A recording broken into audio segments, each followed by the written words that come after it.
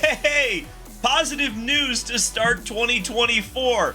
Look at this. I can put this on YouTube without getting in trouble anymore because great news today, legitimately so. IndyCar and iRacing officially announced that they are back together, effective immediately. And I know all of the sim racers out there, this was extremely important that it got done. Full credit to both iRacing and IndyCar for getting this done because, we're going to talk about the scenario that led up to this and the whole situation with IndyCar and iRacing. But I think for the moment, we should appreciate that everyone involved recognized what needed to be done and got it done. And at the end of the day, we lost a year of IndyCar and iRacing being official. Or officially partnered up, I guess. I mean, the Dallara continued to be in iRacing throughout this kind of odd lack of an official IndyCar license, but the official IndyCar license is back, and it's a good day to be a subscriber to iRacing, that's for sure. Let's take a look at the actual article that iRacing put out today, or the release anyway. iRacing and IndyCar are pleased to announce a multi-year licensing agreement, officially reuniting the two legendary brands. The relationship, which dates back a dozen years, also includes the Indianapolis Motor Speedway and the return of the hugely popular iRacing Indianapolis 500 to the gaming's format's special events calendar. This annual event has historically drawn thousands of participants who race in a virtual version of the world's most iconic race, known for its 200 laps of pure speed at the racing capital of the world. This community event allows sim racers from around the world to get a taste of what it's like to race around the famous oval at the Brickyard. The return of the license has been highly anticipated by iRacing members and IndyCar Series fans alike. The IndyCar Series and the Indianapolis Motor Speedway are racing properties that needed to be included in iRacing, says iRacing president Tony Gardner.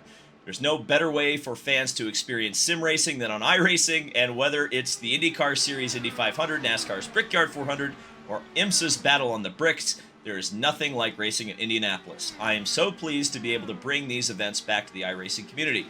In addition to the rebranding of the IndyCar Series events on iRacing, members will have access to the series content for private events and leagues. We are very excited that our most avid gamers and fans will have full access to the IndyCar Series through its licensing agreement with iRacing. IndyCar Senior Manager, Esports, and Emerging Virtual Experiences, Ben Hendricks said. They are longtime partners, and we look forward to official IndyCar Series racing on iRacing for many years to come. The new license agreement between iRacing and IndyCar includes more provisions than previous iterations, allowing more flexibility to run events and series. Highlights include the return of the iRacing Indianapolis 500, IndyCar Series branding of series on iRacing, multiple leagues to run IndyCar Series events on iRacing, and the license extension for the Indianapolis Motor Speedway. The licensing agreement goes into effect immediately, and iRacing members will see the rebranding of series cars and events over the coming days. Details of the iRacing Indianapolis 500 will be available later this month. So all in all, pretty positive, it has to be said. Let's rip some laps, and I'll kind of talk about a few of my thought processes throughout this. Just kind of think about how this all came to be and where it's going to go. Now, again, I think I really need to make this clear before I start talking about, kind of bigger picture sort of things. This is extremely positive, and I don't want to paint it as anything but extremely positive. Sure, you are kind of going back to July of 2021 or whenever the Motorsport Games announcement came that they were going to do an official IndyCar game. In some ways, maybe you're regressing a little bit because at that time you still had IndyCars in Forza Motorsport, you had them in a few other sims, and I kind of assume if it was 2021 and Automobilista wanted to, include the IndyCar like they were going to, they would have been allowed to do so. So yeah, in some ways, you're still just getting back to square one, but sometimes that's needed, and I really appreciate that IndyCar and iRacing there was no pettiness, which I think is really important, because definitely from Dale Jr.'s comments and some of the other things that we saw come out of iRacing, I mean, they took it pretty personally that IndyCar left the service in the first place. But it's great to see that they came back, and that the minute they were able to do a deal, they did it. That's just good for the fans of the series, for iRacing, and frankly for IndyCar. Because when this happened, and I was very clear about it during my video on it,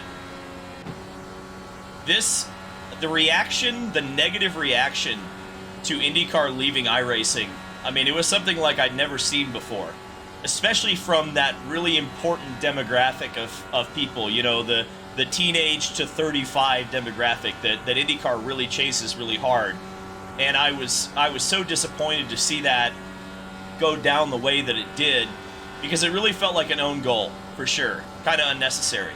The good news about that release is, while we're talking about licensing agreements and saying, hey, IndyCar's coming back to iRacing, the word that is completely missing from the vocabulary of that agreement, and it makes me so happy, is the word exclusive, or any form of it. There's no word for exclusivity, no exclusive partner of IndyCar.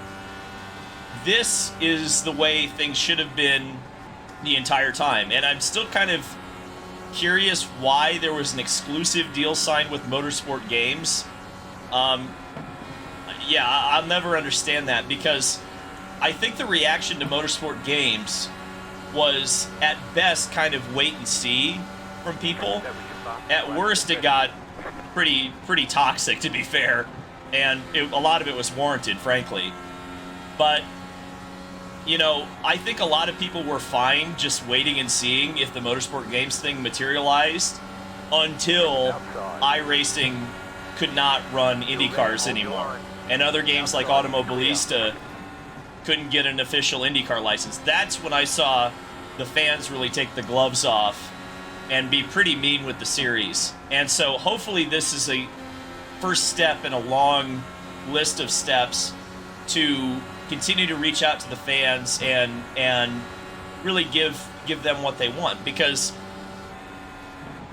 iRacing isn't perfect. There's no doubt about it. There's a lot of things that could be fixed on it, or things that could be more catered to IndyCar. And it is not, and this is the other really important thing to note about this. iRacing is not a substitute for a console game. Like, a console game and iRacing do completely different things, serve to completely different markets, right?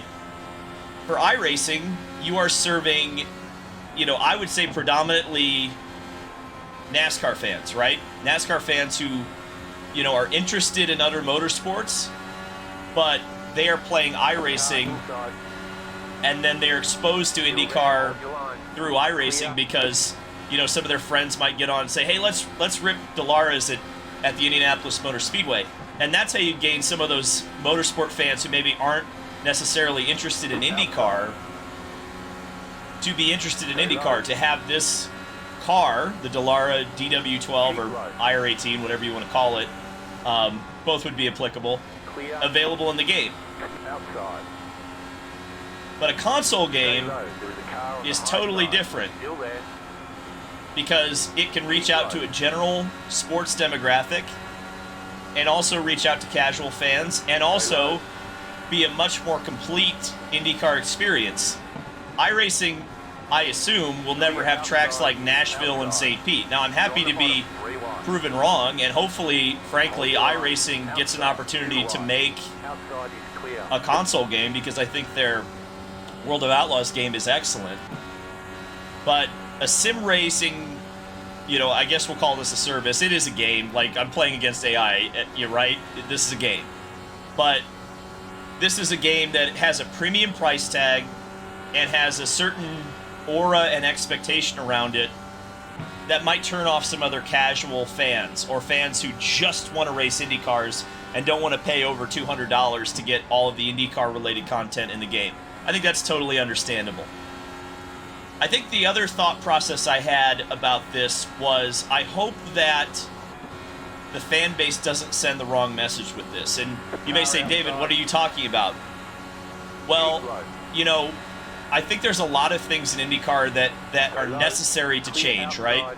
I think we've discussed that at length. And this is a rare example where keeping things the same, at least from a non-exclusivity contract with a video game partner, was the right call. Generally speaking, you know, keeping things exactly the way they were 3 or 4 years ago isn't the right call. In this case, it was. But I think with the caveat being that this is the first step in moving back forward, which you know, I think Adam Stern had a great tweet where he mentioned that IndyCar is looking at console game partners still, and I think that's the way to do it. I think that is the right call. So, correcting a mistake, by all accounts, essentially accepting that the decision to go with Motorsport Games as an exclusive partner was a mistake, is an incredible step for IndyCar to make. And it takes balls. It takes balls to admit, you know, that you didn't make the right decision. And I think that's great for them. And it's great that they did this for the fans. And it's great that I get to drive and make content with iRacing now. I think there's some opportunities to do some fun stuff in the future in relating to IndyCar. So from my perspective, the way I look at it, I think this is overwhelmingly positive. And it, at least from the outside, looking at it from a positive standpoint, this is a great first step to IndyCar really setting their video game rights up the way that it needs to be. And, you know, I hope I see IndyCars in more games going forward, in addition to a dedicated video game. I think you need all of those avenues, because I play 3 or 4 different racing sims. I play Assetto Corsa and Automobilista, and now I guess I'll play some iRacing a little bit more than I used to.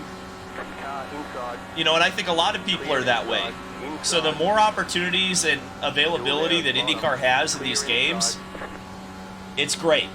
And it's just so nice that all the people who pay for iRacing, all the people who have access to this sim, can now experience IndyCars in the fullest and truest form again. The Indy 500 is a thing again. Streamers like Jimmy Broadbent can get hundreds of thousands of people watching his Indy 500 stream. That's only positive for the sport. Only positive for the sport. So, pretty much starting off 2024 on a positive note for IndyCar. And recently as well, Santino Ferrucci was announced in the number 14 AJ Foyt car. There may be some implications about that for that team, but from a purely Indy 500 standpoint, it's good to have the third place finisher reuniting with his team from the Indy 500 last year. So I'm going to keep having some fun on iRacing. Thank you guys so much for watching. This has been David Land on YouTube, and we really appreciate that both iRacing and IndyCar got this deal back together. It was away for too long, but we're so glad it's back. Thank you guys, and we'll see you in the next video.